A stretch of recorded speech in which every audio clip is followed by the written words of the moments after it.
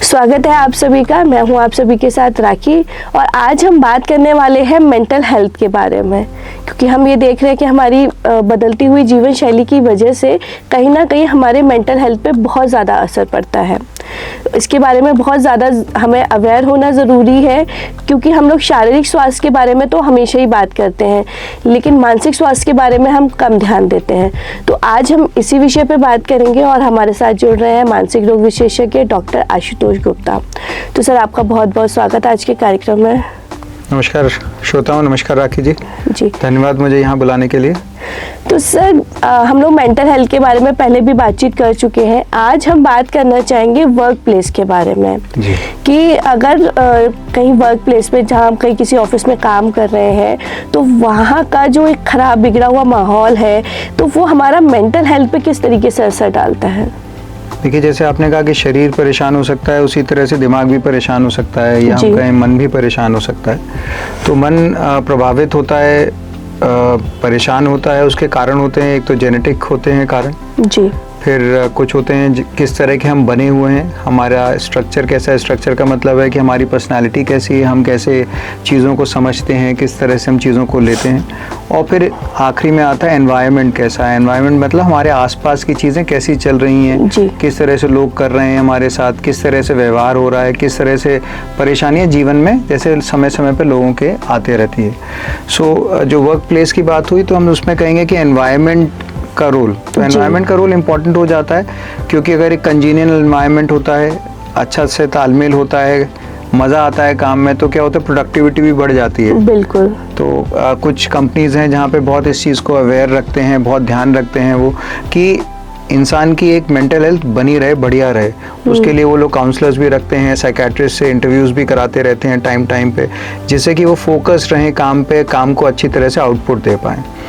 लेकिन अगर इसी के विपरीत हम देखें कि अगर वर्क प्लेस में कॉर्डियल रिलेशनशिप नहीं है, आपस में परेशानियां हैं, आपस में ईर्ष्या है, जो कि बहुत कॉमन होती है वर्क प्लेस पे, कि मैं किसी तरह से आगे बढ़ जाऊं, वो पीछे रह जाए, मैं आगे ना बढ़ जाऊं बल्कि वो पीछे रह जाए। कई बार ये चीज़ कंपैरिजन जो है वो आ जाता है, और वो जब कंपैरिजन आ जाता है हमारी ज़िंदगी में, तो कहीं ना कहीं वो हमें परेशान करने लगता है जी। और फिर साथ ही साथ ये एक मैनेजमेंट हायरार्की का काम है कि वो आपस में सबको जोड़ के रख पाए, सबको आपस में ऐसा महसूस करवा पाए कि वो एक टीम है, ना कि इंडिविजुअल हैं जो काम कर रहे हैं। तो अगर एनवायरनमेंट अच्छा होगा तो डेफिनेटली जो उसका इम्पैक्ट है एक कंजीनियल होगा, बढ़िया लगेगा इंसान को काम करने में, मज़ा आएगा काम करने में, तो उसकी मेंटल हेल्थ बढ़िया बनी रहेगी। लेकिन अगर वहीं कंपटीशन आ जाएगा, रोज़ उसे काम पे जाने से पहले सोचना पड़ेगा कि आज मेरे साथ ये गड़बड़ ना हो जाए, ये गड़बड़ नहीं हो जाए, मेरे को इसको भी संभालना है, उसको भी संभालना है। तो जब ये चीज़ें आ जाएंगी तो कहीं ना कहीं उसको टेंशन बढ़ने लगेगी।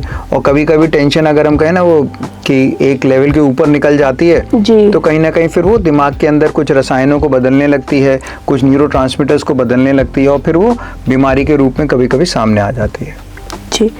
तो अगर ख़राब एनवायरनमेंट है तो वो हमारे मानसिक स्वास्थ्य पे असर डालेगा, जैसा कि अभी आपकी बातों से समझ में आया हमें। तो किस तरीके की समस्या भी सामने आने लगती है? जैसे आपने बताया टेंशन है, इसके अलावा मुझे लगता है स्ट्रेस भी है। लोग मेरे ख्याल से वर्क प्लेस पे कई बार डिप्रेशन में भी जाने लगते हैं। जी राखी जी, तो मैं कई बार सबसे कहता हूँ कि ऐसा कोई मैंने देखा नहीं है आज तक कि टेंशन में ना हो जी, कि आप भी टेंशन में हैं, मैं भी टेंशन में हूँ, और हम ही सब टेंशन के साथ ही ज़िंदगी जी रहे हैं। लेकिन टेंशन का मतलब ये नहीं है, टेंशन का मतलब है कि अगर कोई चीज़ आई, मुश्किल परिस्थिति आई, तो हम उसका सब लोग सामना करते हैं। बिल्कुल। कभी कभी वही परेशानी या मुश्किल परिस्थिति ऐसी हो जाती है कि हम उसे संभाल नहीं पाते हैं, कि वो हमें ज़्यादा असर कर देती है। तो हमारी या तो नींद गड़बड़ होने लगती है, या हमारी भूख कम होने लगती है, या फिर हमें अच्छा सा नहीं लगता, हमें लगता है बस बहुत हो गया, मन परेशान सा हो रहा है, किसी चीज़ में रुचि नहीं रहती है, चिड़चिड़ा स्वभाव रहने लगता है, छोटी छोटी बातों पे गुस्सा आने लगता है, ऐसा लगता है सबसे बात ना करें, बस अलग हो जाएं। कभी कभी ज़्यादा होता है तो फिर मरने के विचार आने लगते हैं, लोग रोते रहते हैं दिन भर, किसी से संपर्क नहीं कर पाते, मदद नहीं कर पाते, क्योंकि उन्हें समझ में ही नहीं आ रहा होता है कि क्या करें, किसके पास जाएं। तो अगर वर्क एनवायरनमेंट में इस चीज़ के लिए ध्यान रखा जाए कि ये चीज़ें परेशानी ना हो, और अगर किसी को परेशानी हम देख रहे हैं सामने वाले अपनी कुलीग को कि परेशानी हो रही है, तो तुरंत से तुरंत हम उसकी मदद कर सकते हैं। परिवर्तन हम देख सकते हैं कि वो सो नहीं रहा होगा, या तो बताएगा कि, या वो चिड़चिड़ा हो जाएगा, या उसका जो काम करने की वर्क आउटपुट था जो पहले बहुत अच्छा था, वो कहीं ना कहीं वर्क आउटपुट कम होने लगता है उसका।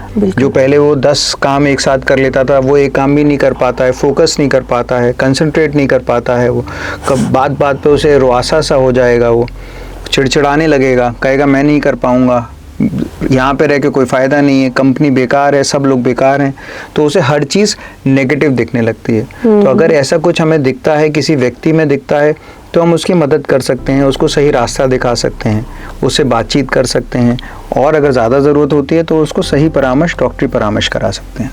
बिल्कुल। लेकिन सर यह बात आती है कि कई बार हम वाकई में खुद नहीं समझ पाते कि हमें ये सारी समस्याएं हो रही हैं और हमें डॉक्टर के पास जाना चाहिए।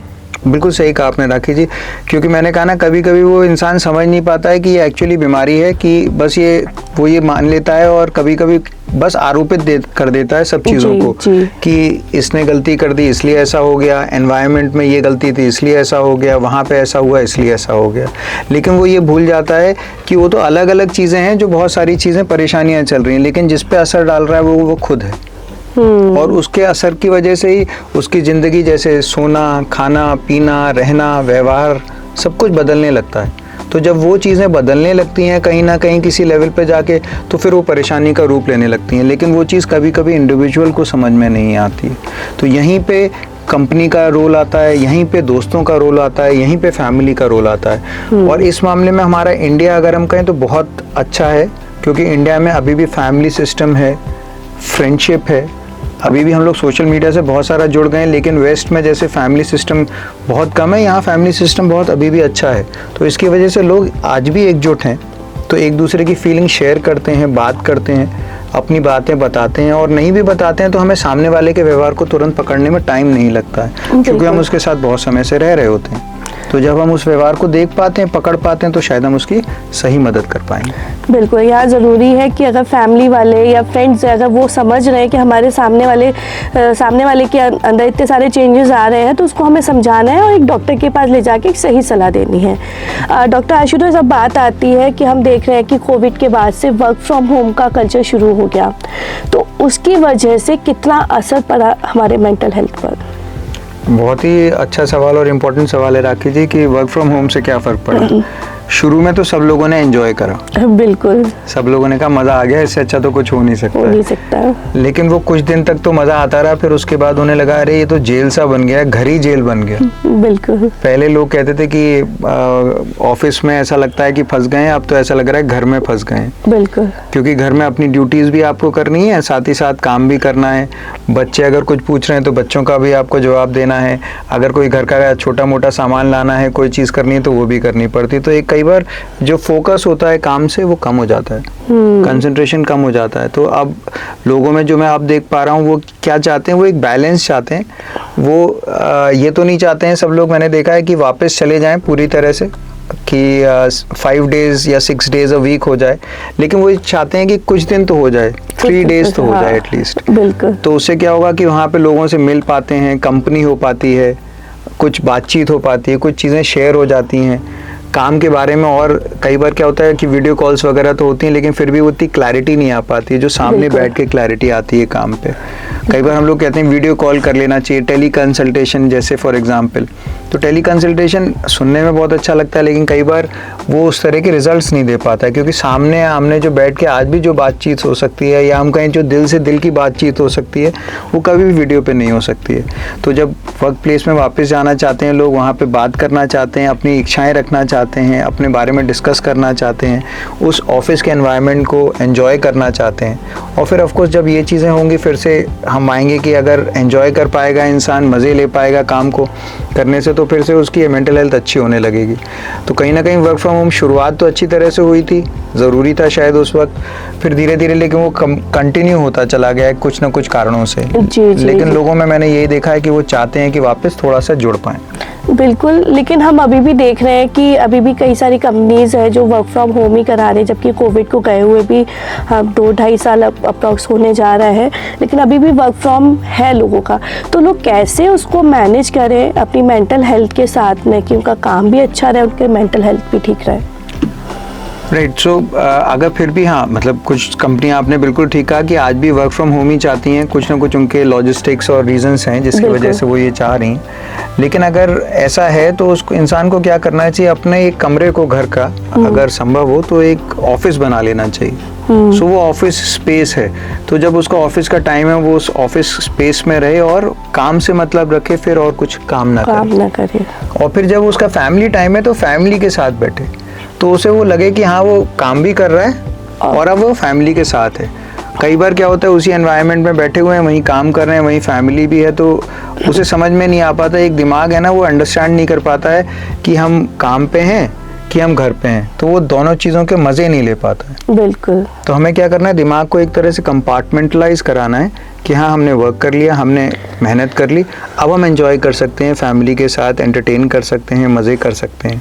तो अगर वो अच्छी तरह से बैलेंस आउट कर लेगा उसे घर पे भी रह के, तो आई थिंक वो चीज़ें बेटर हो जाएंगी। बिल्कुल। और अगर हम ऑफिस इन्वायरमेंट की बात करें तो क्या हम ऐसा करें कि ऑफिस का इन्वायरमेंट हमारे ऊपर इफेक्ट ना डाले? उसके लिए मैं कहूँगा कि जो मेंटल हेल्थ है उसको ठीक रखने के लिए हम क्या चीज़ें कर सकते हैं जिनसे कि हमारे को एनवायरमेंटल फैक्टर्स हमें इतनी तरह से प्रभावित ना करें। बिल्कुल।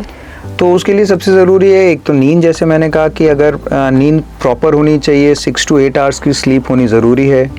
एक प्रॉपर डाइट होनी चाहिए, प्रॉपर डाइट मतलब बैलेंस डाइट होनी चाहिए, सारे न्यूट्रिशंस होने चाहिए, विटामिन्स होने चाहिए, मिनरल्स होने चाहिए, फ्रूट्स होने चाहिए। तो अगर हम प्रॉपर डाइट लेंगे तो अगेन ब्रेन अच्छा एक्टिव रहेगा। हमारे को एक एक्सरसाइज, किसी चीज़ में इंडल्ज होना बहुत ज़रूरी है। एक्सरसाइज कैन बी योगा हो सकती है, ब्रिस्क वॉकिंग हो सकती है, जिम जाना हो सकता है, डांस करना हो सकता है। कुछ लोग डांस बहुत पसंद करते हैं, तो मैं कई बार अपने पेशेंट को सजेस्ट करता हूँ कि आप डांस कर लीजिए।